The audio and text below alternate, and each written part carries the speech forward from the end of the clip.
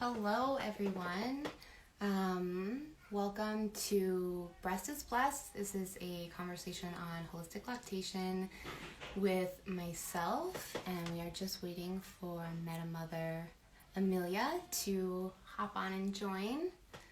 There we go.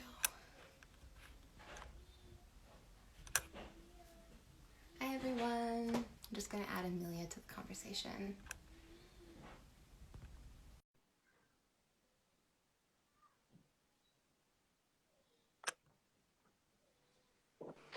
There we go. Hi. Hey, how's it going? Good. How are you? I'm well, thanks. Yeah, so excited to be here and having this conversation, long-awaited conversation that we've been planning. I know. Yeah, so we'll start with introductions. I'm Michelle Piccioni. I am a traditional midwife and holistic lactation consultant, serving primarily women in the Calgary, Alberta area. I do also support women virtually online through one-to-one consultations. My I get asked, about what does traditional midwife mean, and I am completely outside of the medical paradigm. So I serve women in sovereign birth, so women who are taking responsibility for their babies, their bodies, their births, and their postpartum and breastfeeding journeys as well, and supporting them through lactation. I am not a regulated midwife, so I'm an unregulated or lay midwife, and my experience with lactation is also completely outside of the medical paradigm. So Amelia and I both will have some lots to talk about holistic lactation, what that means, and some points that we want to share with everyone, both with different points to add, different experiences, different perspective, but neither of us have a clinical background. So yeah, I'll let you introduce yourself, Amelia.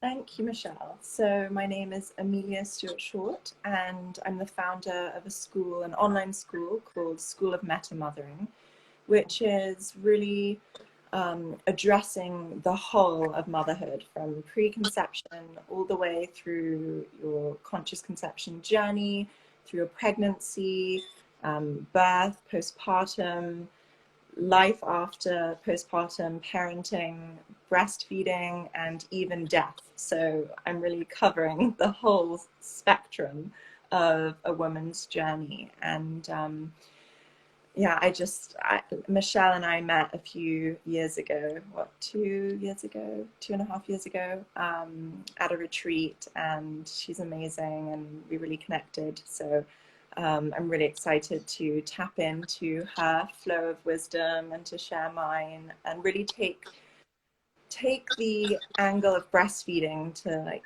10 more levels and look at things from a meta perspective and really look at the spiritual aspect of breastfeeding and just that whole dimension, looking at ceremonial ways you can wean when it's your time to wean. And that's something that I did with my firstborn. And I'm actually, just by serendipity, tonight is the first night I've chosen to night wean my second child, who's just over 1 year old.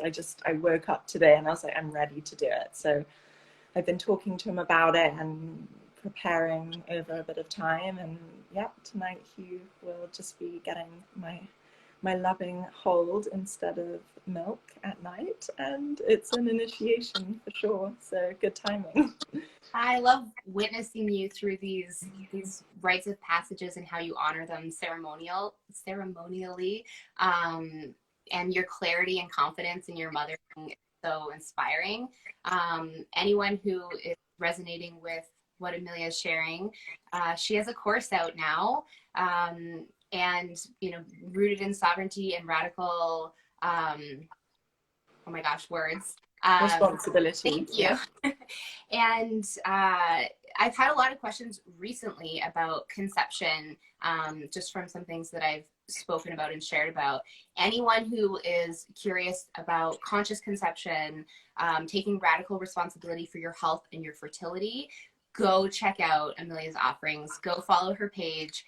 Check out her sovereignty course. That is presently offered, I think it's presently available free. Free. Okay, so I just actually released it last Monday, and it's called Embodying Sovereignty. And it was originally going to be a mini course that was going to be a free offering because the times that we're living in are so wild, and for everyone to find that inner sovereignty and freedom amidst the craziness of the world and the restrictions that are being attempted to be placed on us and whatnot, I was like, okay, this is really something that is so in my heart to give.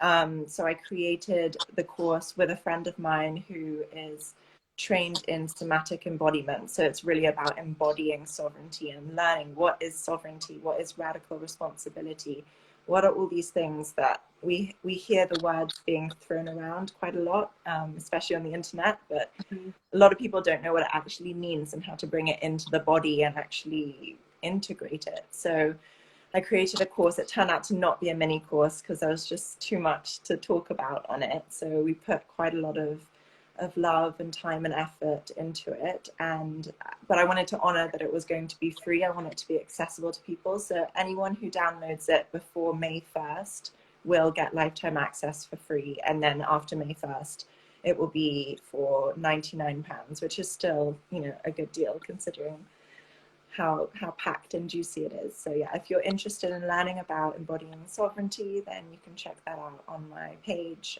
There's a link to it in the bio. Amazing. I'll share on my stories as well after for anyone who is interested in joining me and taking that course. Amelia and I are also currently working on and building a course around holistic breastfeeding. So really encompassing the whole journey, as well as information and education around navigating challenges that women may face. I work with women on the daily who are wanting and dedicated to having a normal physiological breastfeeding relationship. We live in a world where there are, interventions upon interventions and disruptions to birth. Birth is sovereign birth is definitely in small percentage of women who truly are experiencing that, and all of these interventions and medical management really is causing a lot of challenges for women, or getting them started on a different foot than they could be with breastfeeding. So we really dive into all of the connections around nursing, where we're at and why, the lack of wisdom in our culture around nursing. So traditionally, we would turn to our mothers and our sisters and women in our village to support us and to share their experiences with us, and that is just not the case anymore. For example, I'm supporting a mother, and her own mother showed up and said, well, your baby hasn't nursed for 5 hours on day one of life, and we immediately jump to bottle feed every 2 to 3 hours if your baby's not nursing. So there are suggestions and advice, well-meaning advice from people who have essentially been indoctrinated or programmed from generations back. And so women just don't have the same access to this information. So really the heart of this course and this offering for me is to reclaim this lost wisdom, and to give women this information, should they be dedicated and aligned with it and seeking it, to support them in their journey. So yeah, I'm really excited about that. We'll talk about a few of the points today that we're going to touch on in our course, but my pride is to support women in normal physiological breastfeeding relationships, to navigate challenges, including tongue ties. Both Amelia and I have so much wisdom in that one topic itself, and to do so without problematic interventions like timed feeds, scheduled feeds. There's bottles, formula, without all of those things. And so what I've learned through the experience of walking with women is that this is breastfeeding as possible. There are a number of modern challenges. We could do a whole live just talking about ties, and I certainly have an educated theory on why those are so prevalent and why they're underdiagnosed and not recognized, and that's all by design. But to truly support women to have a normal physiological breastfeeding relationship from a holistic perspective, and really incorporating her journey, her experience, and putting the mother baby pair above all else is yeah. Definitely. Cool. Yeah. Tongue ties was a big block for me when I had my first child, because I just felt like it felt like such a violent intervention to do to a newborn baby, and to cut their skin just felt so wrong. And so I didn't end up doing anything with him, but I do believe he had a tie, and he did have, very uncomfortable stomach cramps for the first year of his life, really. But then with my second child, I had the other symptoms of tongue tie, where I was sore and he was pinching and that he was leaking. And I just really went in and embodied my sovereignty and listened to my gut. Okay, something is not right, and it shouldn't be this way because of X, Y, Z reason why. There are so many reasons why tongue ties happen. And we had a lovely home house midwife who had 30 years of experience come in the middle of lockdown to our home and cut it with scissors very cleanly. And it completely changed everything from literally 5 minutes later. And learning how to support a child properly through that, energetically, spiritually, homeopathically, on all the levels, really made it not traumatic at all for either of us.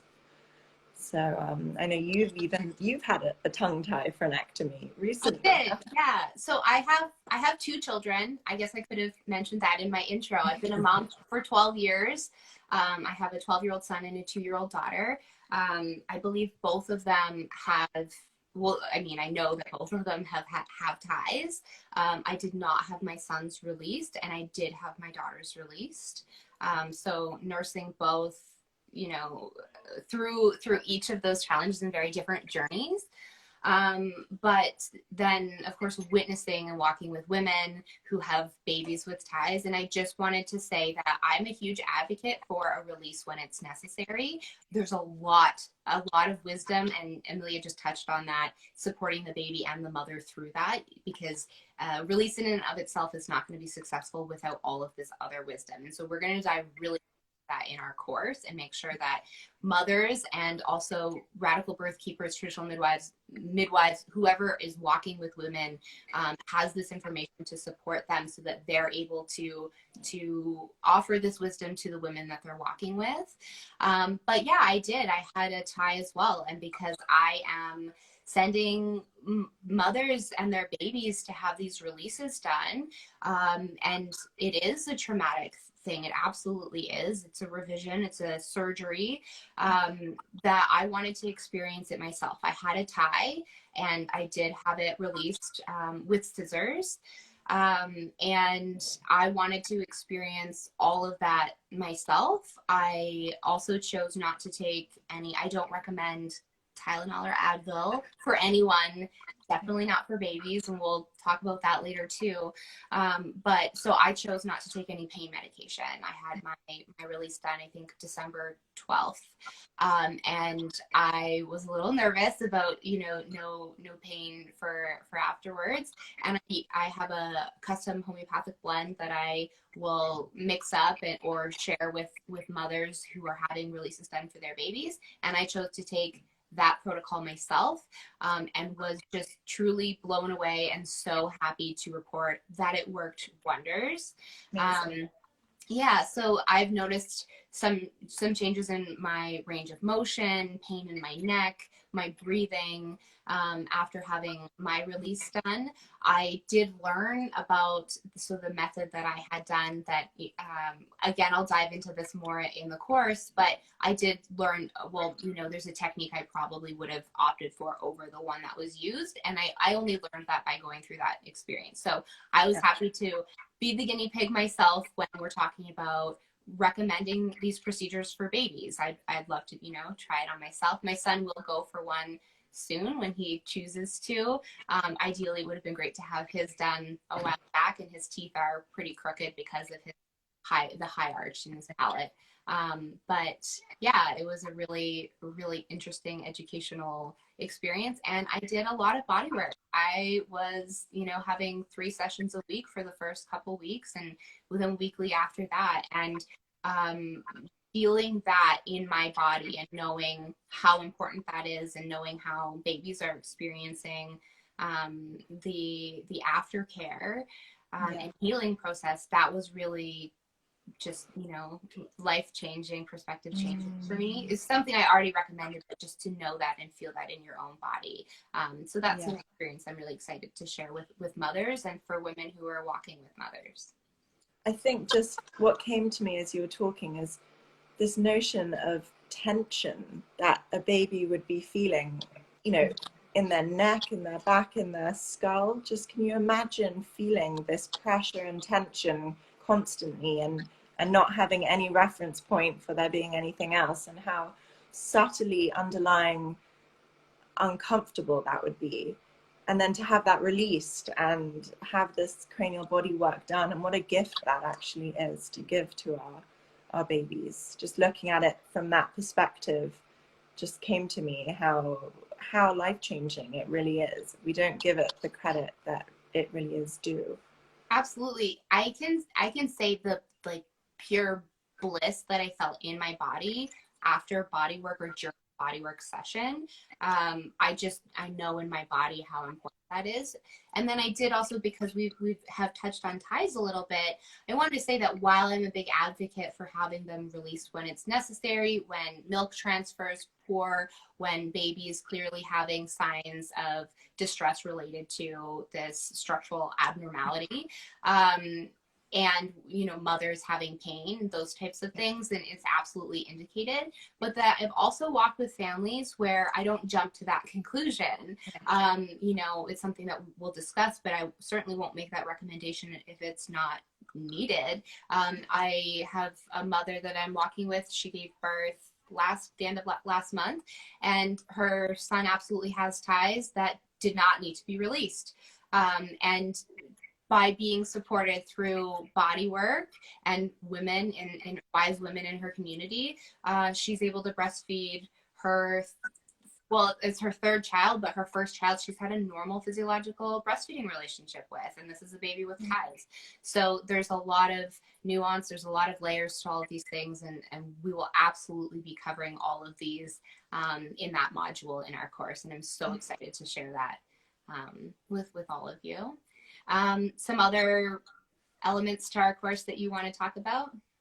I'll just quickly add on to that, something that we will go into when it comes to having a tie but choosing not to release it. Gestalt breastfeeding has so much wisdom around how to navigate that and how to hold your baby in certain positions, not the normal positions that you're told about, the football hold and whatnot. These are very subtle, energetic shifts to make that change the whole breastfeeding relationship, and actually mean that in many cases a revision or release is not necessary. So it is possible. It's not one way fits all, and it really depends on a very deep decision for the mother to make in her sovereignty. I've witnessed positions make all the difference too, and then of course as babies' mouths grow and all of these things are addressed, a lot of these, even a position that maybe didn't work ends up working in time, because you watch the actual issue be addressed, right? So there's so much wisdom to that. troubleshooting. I mean, one thing I really did want to talk about today is I see other accounts sharing information about lactation, across the board. Some of it's absolutely incredible and amazing, and other advice maybe isn't the best, or saying to seek out to essentially offload your responsibility to somebody else, replace your breastfeeding relationship or your birth in the hands of someone else because of their qualifications. I really wanted to talk about that, and to talk about what it means to approach breastfeeding from a holistic lens, and from a place of valuing sovereignty, and that the mother ultimately should be making these decisions from a place of inner authority and intuition, and that is removed from a lot of relationships where you're hiring a professional. So sorry, I just kind of hopped off there for a second. So while I do support mothers as for a living, I don't approach it from a place of authority. And when we look at, saying that you need to go see somebody because of their qualification or their certification, you are taking in their indoctrination essentially, and one approach, and that doesn't mean that they're necessarily going to support women. So the slippery slope of women who are in that critical time, they're experiencing difficulties with nursing and they're outsourcing this, they're looking for an IBCLC or someone with certification to help them. This is really the disconnect in the wisdom that we used to carry, generation to generation, and a sense of sovereignty. So I've personally I've hired IBCLCs for myself. When I first started in birth work, I would refer mothers to IBCLCs because that's what we were told was the right, responsible thing to do. But absolutely does not resonate for me. It's not where I've seen women have successful breastfeeding relationships, or enjoyed their breastfeeding relationships. So again, just wanted to put a little disclaimer on being really, really careful about who you choose to invite into your sacred space during your pregnancy, your birth, postpartum, breastfeeding. Yeah, and so the aim of this course is really to provide wisdom to more women, to be able to support more women, for women to be able to find this information for themselves and to be truly sovereign in their journey. Totally. And I just want to say as well that this course is completely different to anything that I've seen Absolutely. exist before, and it's really a next level thing. It's looking at things from a much deeper and more like out there perspective, which you can cherry pick and take what you want. But for those who don't feel fulfilled just picking up a book about breastfeeding or reading a kind of or accessing a different type of course, I just want to say, because I'm that kind of person, like when I do a course, I need it to be like wow and really, really amazing and really deep and really nourishing on many levels. And that is something that was my vision for School of Meta.Mothering. And so I just want to tell you that this course is very much like that.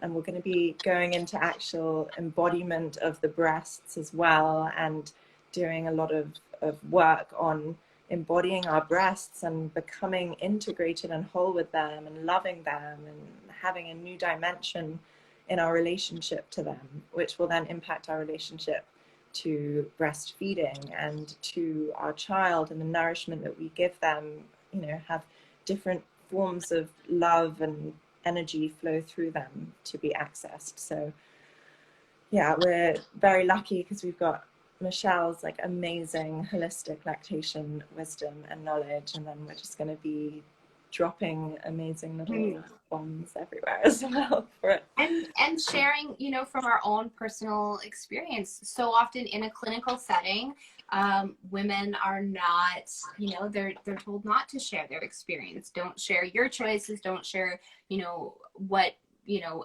your breastfeeding journey looked like to other women. Like, keep that out of there. And that's completely, it's so relevant. My own personal breastfeeding experiences with my children, as well as witnessing other women, I carry that with me, and that to me is this, you know, that's the female superpower, in supporting other women. So we will both share parts of our experiences that have really informed this course, as well as the amount of research that we've both done, just across the board, across over years, from so many different aspects, and really pulling in the things that we feel are life-changing, parts of breastfeeding. Yeah. Yeah. I'd love to ask you a question now. So something before I got pregnant with my first child that people would say to me was, I said, oh, when I breastfeed, and I just was so sure within myself that that was my path. I would breastfeed no matter what. We would have that connection and that form of nourishment, and that's that. And people would say, oh, well, if you can, you know, some people can't. And if you're lucky enough to make milk, you know, my sister didn't make any milk, or blah, blah, this endless stories like in birth, or the birth trauma stories that we get told, especially when we're pregnant. And I just knew within myself that I would breastfeed. And I wanted to ask you, how is it that you are able to breastfeed even in the face of adversity, with all the issues that can come up, which I know you work through so many of. Yeah. And that is something that I have to say, Michelle, has been so inspiring. That, you know, for me, I had a very easeful experience with breastfeeding. So it wasn't, you know, it was a given that I was going to continue for as long as I did. But Michelle was really put in the face of a lot of adversity, and just carried herself with so much grace and so much conviction and trust in the natural process of breastfeeding. And I'd love to talk about that a bit. Yeah, thank you. So like yourself, I had this internal primal need and drive to breastfeed my children. So for anyone who doesn't know my story, a massive challenge for me has been, I have inverted nipples. So I've supported other women with inverted nipples. There's a huge range of inversion and an individual's anatomy that can affect breastfeeding or not. So many women with inverted nipples can breastfeed without issue, and I've supported women to do that. Mine are the most severe I've ever seen, and it truly is, I mean, it has been disabling at times, but like yourself, having that internal primal need and drive to, and dedication to normal physiological breastfeeding, to breastfeeding my children, that is more important than having an easy time or a difficult time. So for me, I incorporated challenges into my entire, that was part of my journey. It was a huge part of my journey and my story, and that truly informs, you know, the takeaways and what I want to bring into this course as well, is really embodying that the experience, the ups, the downs, the challenges. But when women say things to other women, this is an unconscious like spread or of the programming, right? Maybe you can't, some women can't, some women don't produce enough milk. Those are all, that's programming. And that has come down. If we look at, you know, my grandmothers, one of them had 5 children, one of them had 8, and neither of them had normal breastfeeding relationships. If we look at the 50s and 60s, when my parents were born and when their siblings were born, formula companies were the basis of information about breastfeeding. Formula companies, profiting from the use of formula, were informing the medical system, doctors and nurses. They were providing the education around breastfeeding. So my grandmother was told that she had, her milk was not rich enough. How many women have been told this? We've heard this. It's absolutely insane. And so she did not breastfeed any of her 5 children. She was told by an authority that she couldn't. So then this programming, you know, it affects her daughters and her daughters' daughters, and of course her sons, and how, you know, their views and knowledge around birth and breastfeeding.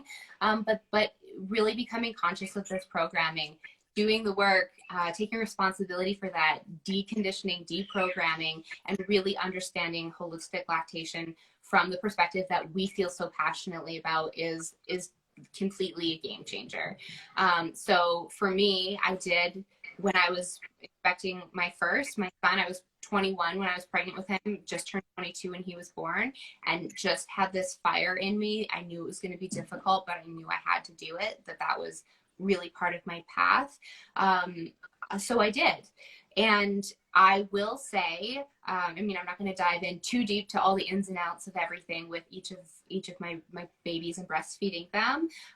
My journeys from, you know, one to the next, there was also a decade in between and a ton of learning that happened. So my experiences were different, but I did exclusively breastfeed both of my children. And that I have so much gratitude from, you know, the bigger picture for my challenges, because I would not be doing the work that I'm doing. I wouldn't be doing birth work. I wouldn't be supporting women in this way in lactation if it weren't the challenges. So, and again, getting to that point and having gratitude for that experience is really part of something that I want to share. I will also say that I have had probably the most difficulties from a physical limitation perspective, and so the amount of confidence that gives me to support women with more normal anatomy, women that I walk with, like, it's 100% breastfeeding success, you know, and that it's truly their determination and them connecting with that primal instinct and need to connect with their baby in that way and to nourish their baby. And but yeah, it's really eye-opening, and to be at this part of my journey, because my journey is ongoing and walking with women, and to see all of the women who have navigated, you know, tongue ties, thrush, mastitis, colic, flat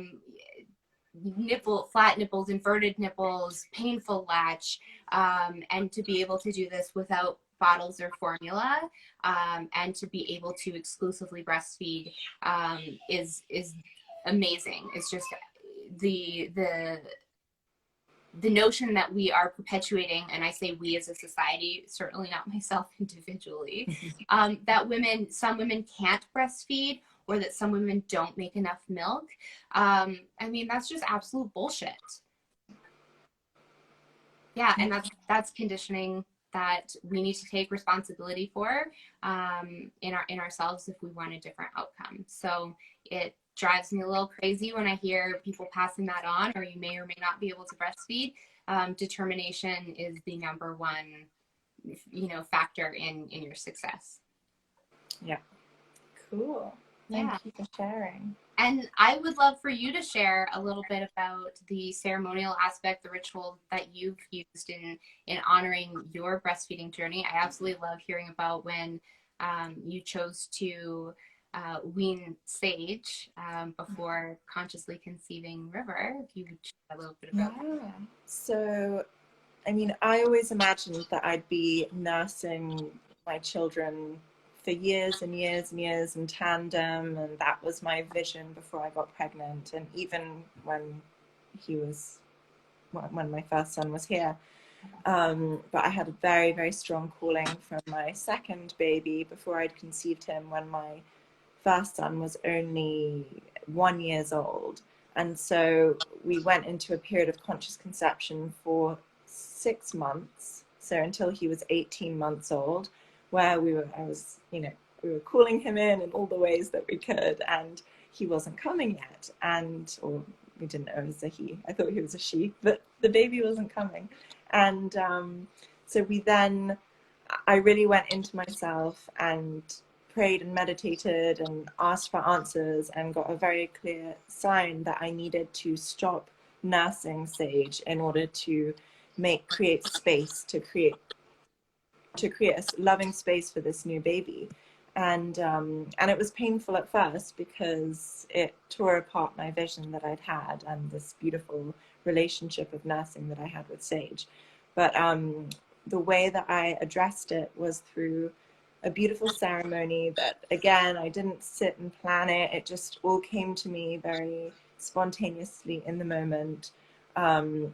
When he was 18 months old, I'd been telling a healing story that I made up, which we're going to be talking about in the course as well. But healing stories are so amazing, and you get to create a story using whatever metaphors and characters you want. And for me, it was an apple tree, the mama apple tree with her apples who are all latched onto the tree. And when they get juicy and big enough to be able to get sustenance in other ways or not need that sustenance anymore, the wind gently blows them and they fall from the tree and they sit at her roots and they get hugged by her roots instead of getting fed from the branches. So I would tell him this story, and he loved it, and it was this little bond that we had. And then we created a ceremony where we did certain things, which we'll talk about in the course and go into a lot more depth. But it was so moving, and he understood it completely, like 100% understood it on every level, consciously, subconsciously, spiritually, and he just got it. And I said to him, this is the last time you're going to have milkies tonight, after we did our ceremony. And he went to bed, woke up the next day, and he just knew, and I never nursed him again. And it was very, very moving and special. And there are many ways that one can approach ceremonial weaning. And tonight I will be doing ceremonial night weaning with River. And I don't know, I haven't planned out how it's going to go, but I'm happy to report back and let you know. I know it's going to be great, and I know it's going to be a passage for both of us that we are ready to go through, because something that I've seen is whenever the mother is ready, the child will follow. The mother has to be fully ready within herself and not be doubting and back and forth. So anyway, I'm very, very happy to be approaching this tonight and to be able to share it with others, so that weaning doesn't have to be a harsh, cut off and scary thing. It can actually be a really gentle and beautiful entrance into the next phase of your relationship with your child. Absolutely. I mean, all of these elements of the journey as a whole are important, and the lessons and the connection, and approaching it from a perspective of understanding the importance of the bond. I just love your story. I shared it with so many women that I walk with when I get questions about weaning, because of course my own experience, my own relationship with my children has looked different because I have had challenges that I've navigated. I did want to address there's some comments and some skepticism about what we're talking about, and criticism, that, yeah, babies end up in the hospital with failure to thrive. Failure to thrive, I hate that term. When we look at, putting babies on a curve, that's not supportive of normal physiological breastfeeding. Babies who are breastfeeding well, their, regaining of weight can look different in the first couple weeks or sometimes outside of that. My daughter did not regain her birth weight until after that, 2 weeks that we're told is necessary to not be diagnosed with failure to thrive. And I just wanted to add that there are ways to ensure that baby is receiving adequate nourishment. And we will go over all of this in the course. So for the doula that is really skeptical, and I would encourage you to take the course and to learn, because there are a lot of things that Amelia and I are going to be talking about and going to be incorporating to this offering that are the missing pieces for women and babies in the breastfeeding relationship. But you can absolutely, and I want everyone to hear me when I say this, if we are honoring a normal physiological breastfeeding relationship, and this is, outside of babies with, cleft palates and other, birth defects and deformities. I mean, I have a birth defect and deformity that absolutely impacted my breastfeeding relationship and milk transfer, and I chose not to use bottles, and I have 2 thriving, healthy children. My son was diagnosed with failure to thrive, and I was able to put him on formula by an obstetrician. You know, again, this was 12 years ago, and I wouldn't set foot near an obstetrician at this point in my life. But you can absolutely support women through challenges without using harmful interventions like bottles, pacifiers, syringes, nipple shields. So you can supplement a baby in a way that is protecting a normal physiological breastfeeding relationship. I see women who are struggling, and I support them to breastfeed their baby, not bottle feed their baby formula, not bottle feed their baby someone else's breast milk or their breast milk, but to protect the breastfeeding relationship. We will dive into this and to, you know, the actual practical things as well as the spiritual holistic side, because all of them work together and are incredibly important. But babies don't need to, I mean, I could tell you stories, and I will in the course. I will share story medicine because other women will see themselves. They will see their experience in the stories of other women's experiences and how they overcame them. So this concept that, you know, babies, that this relationship needs to be intervened by the system, by medical management, that does not resonate for me. That doesn't resonate for me in my body, in my own experience, or in the way that I'm showing up for women in my community. So, I mean, I've also seen women free birth and then call it a medicalized midwife to come in because they were under the care of them. The medical midwives then doing vitamin K injections, and then baby developing jaundice. By the way, direct link. Encourage everyone to research that and really understand what these interventions are and what the recourse of them is.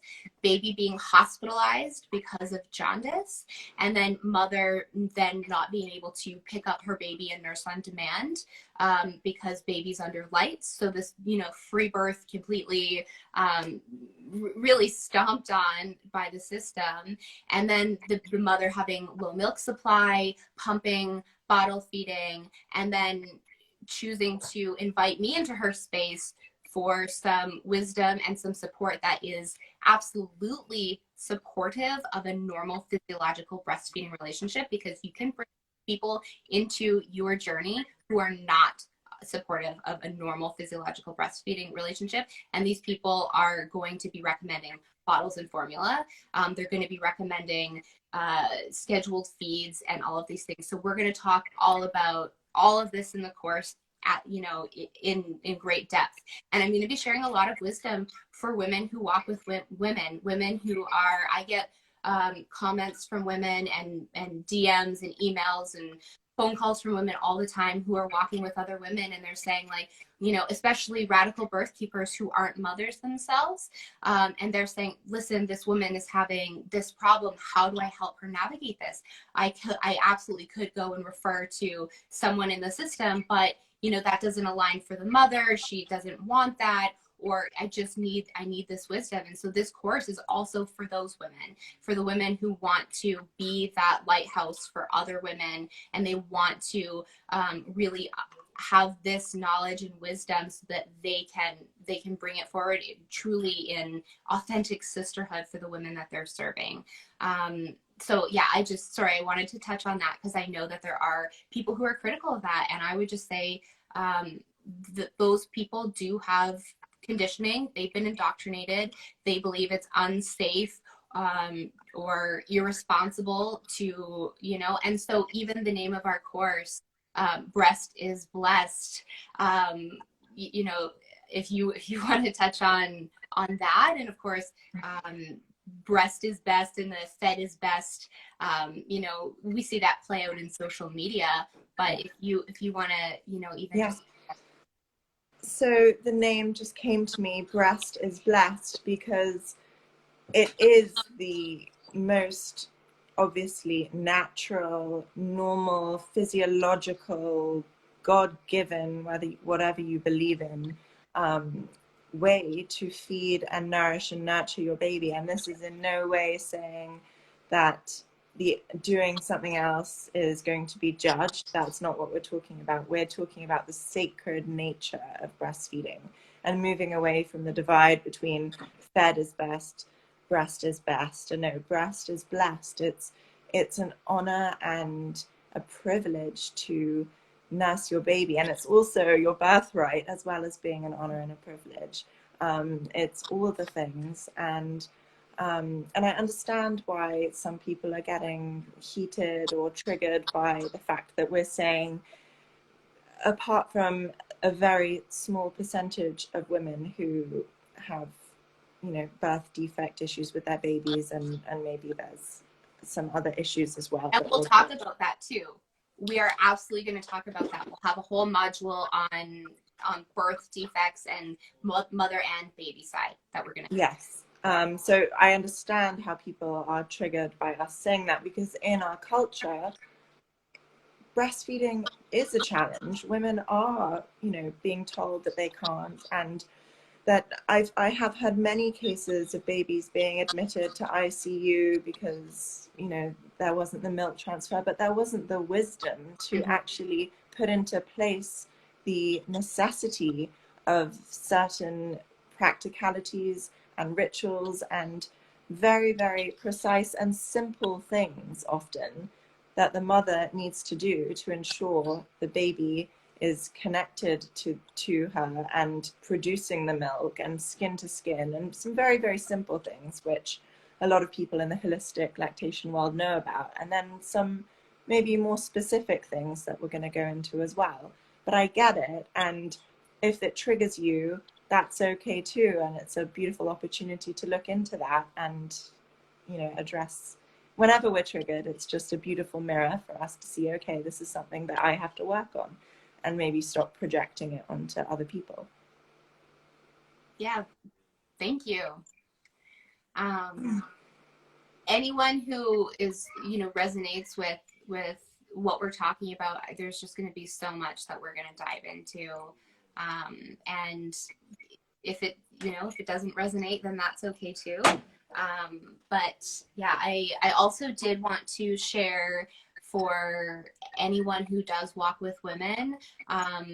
This is an offer that I put out there for women in the free birth community, women who are walking with women through sovereign birth, that if you are walking with a mother who is having difficulties, rather than just referring them to me, I am inviting these women in this role to, if it's okay, if they're walking with a mother who's having challenges, they have a relationship with that mother, for them to be present in a consultation. So if this mother's being referred to me for support with physiological breastfeeding, and her birth keeper wants to learn, that I'm inviting them to attend, you know, if it's a virtual or in-person consultation, because I don't want to, I mean, of course, this is what I do and this is how I show up in the world, but I want to mentor other women. I want to support other women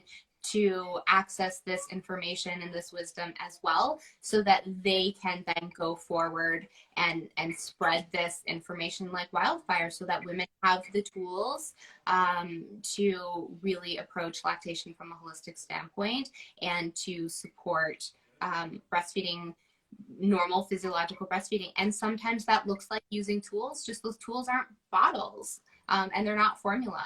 If you want to protect, and you know, we would discuss why and really ensure that women understand the slippery slope that is those interventions and how that impacts things in general. But I do use tools that are temporary. You know, they're temporary tools while we address the root cause, and again, from a holistic standpoint, and really incorporating the connection of the mother, baby, and spiritual aspects to this approach. Amazing. What a wonderful offering. And breastfeeding is life. It's literally nurturing, growing, nourishing life. It's just the most incredible thing as the continuation of growing a baby and giving birth. And it just came to me that we've kind of been kissing post-apocalyptic, not post, well, apocalyptic times lately in the past year. And, you know, I think about people in Texas not even having access to water not so long ago, people who had never had that issue before. And those who were formula feeding, that would have been a massive, massive issue for them, not Even, being able to feed their babies. yeah, even stores shutting down, Yeah. and online, you know, last March, the end of March or beginning of April of 2020, the access to formula. If you were feeding your baby specific formula, you know, people were buying, stockpiling, and women didn't have access to it. The world is changing right now. Things are happening that are really taking people out of their power, and what a more beautiful time to really claim your sovereignty. And yeah, I mean, not in only breastfeeding your baby without outsourcing any of that to anyone else, but having that wisdom and really being that lighthouse for other women in your sovereign community with it as well. Yeah. Exciting. Yeah. Yeah, I am so excited and cannot wait to release this into the world, and just to be partnered with you is absolutely a blessing and an honor. Yeah, thank you everyone for taking the time to join us for this conversation. We will post it to our feeds and answer questions, I guess, in the comments there, just because we weren't able to get to them in this conversation. Yeah, if anyone knows human design, Michelle and I are both manifestors. So we both have the kind of intention to initiate things. We have the go ahead to initiate things in our human design. And so we both initiated with each other at the same time. And it's just been so perfect. And we both bring kind of stuff to the table really, really equally, which is so great to work with someone like that. And different aspects. I mean, I love the components and just the experiences that you have to bring, how they differ from, you know, what I do and what I have to bring. And yeah, it's just so exciting to work with you. Just an energetic match, just lights me up. Yeah, me too. Cool. All right. Okay. Well, I think that's about it. Do you have anything else that you'd like to add? I think that's good for now. I mean, we'll do another live on some other topics in the future. And yes, we can answer any questions on either Michelle's feed, or I'll post it on my feed too. But yeah. Yeah, I look forward to any questions or comments that you may have or want to share. And Amelia, I look forward to all of our collaborations that we have coming. Yeah, me too. Okay. Wonderful. Bye. Bye. Thank you.